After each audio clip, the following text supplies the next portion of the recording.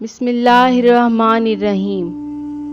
ملک الموت اور حضرت یوسف علیہ السلام۔ سیدنا یوسف علیہ السلام کریم ابن کریم اور اللہ تعالیٰ کے خلیل کے بیٹے ہیں۔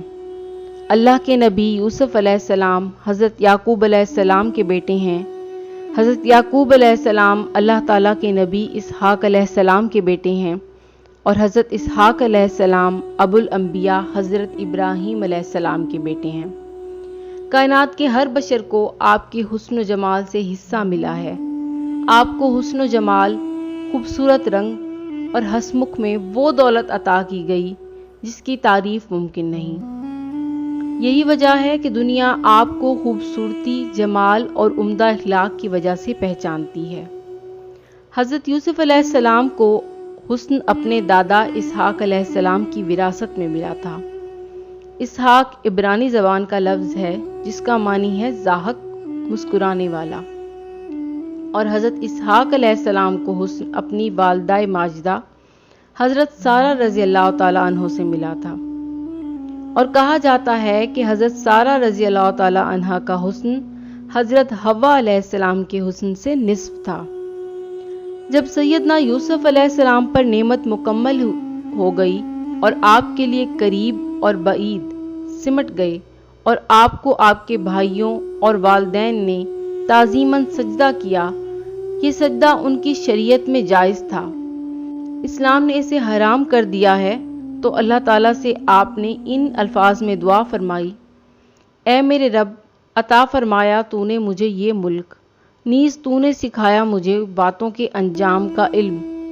اے بنانے والے آسمانوں اور زمینوں کے، تو ہی میرا کارساز ہے دنیا میں اور آخرت میں۔ مجھے وفات دے درآں حال یہ کہ میں مسلمان ہوں، اور ملا دے مجھے نیک بندوں کے ساتھ۔ اسلام پر وفات اور صالحین کی ہمنشینی کی دعا ایک بہت ہی عمدہ اور مناسب دعا ہے، اور جو آپ نے نعمت کی تکمیل کے لیے فرمائی۔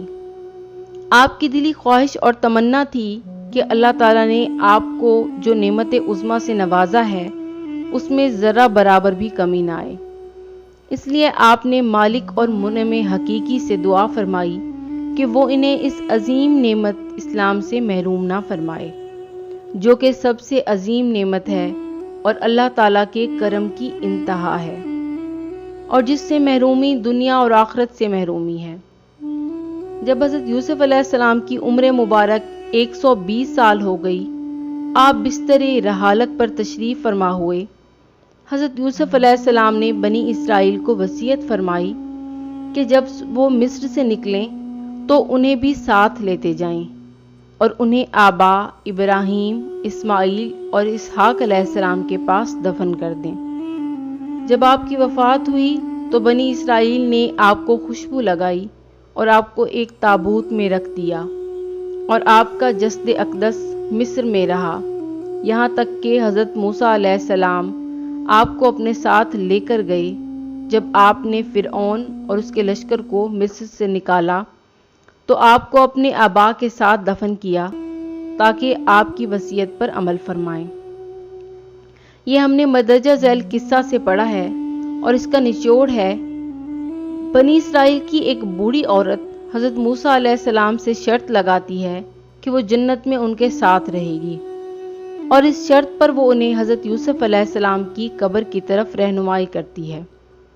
حضرت موسیٰ اشعری رضی اللہ تعالیٰ عنہ سے روایت ہے، آپ فرماتے ہیں کہ حضور صلی اللہ علیہ وآلہ وسلم کے پاس ایک اعرابی آیا۔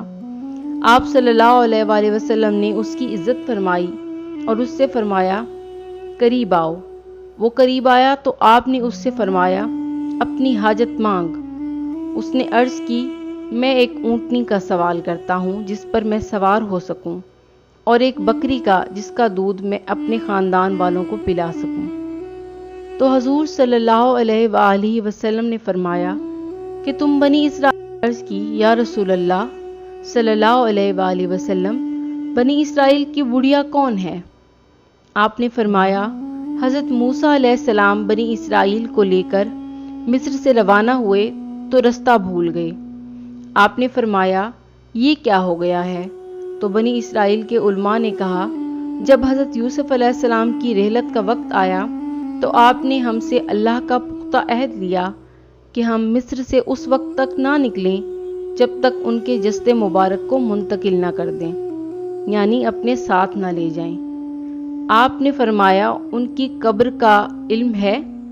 بنی اسرائیل کی ایک عورت نے کہا مجھے آپ کی قبر کا علم ہے۔ آپ نے اس کی طرف پیغام بھیجا تو وہ آپ کے پاس حاضر ہو گئی۔ آپ نے اس کو کہا ہمیں یوسف علیہ السلام کی قبر کا بتاؤ۔ اس نے کہا میں اس وقت تک نہیں بتاؤں گی جب تک آپ میری بات نہ مانیں۔ آپ نے فرمایا تیری کیا بات ہے؟ وہ کہنے لگی کہ میں جنت میں آپ کے ساتھ رہوں۔ آپ نے ناپسند فرمایا کہ اسے یہ مقام عطا فرمائیں، لیکن اللہ تعالیٰ نے آپ کی طرف وحی فرمائی کہ اس کی بات مان لیں۔ وہ بوڑھی ان کو لے کر ایک بحیرہ کی طرف چل پڑی، ایک ایسی جگہ پر جہاں بہت ہی شفاف پانی تھا۔ بوڑھی عورت نے کہا اس پانی کو ہٹاؤ۔ انہوں نے پانی کو ہٹا دیا۔ اس نے کہا جگہ کھودو اور حضرت یوسف علیہ السلام کا جسد اقدس نکال لو۔ جب انہوں نے زمین تک کھودا تو راستہ دن کی روشنی کی طرح روشن تھا۔ انا للہ و انا الیہ راجعون۔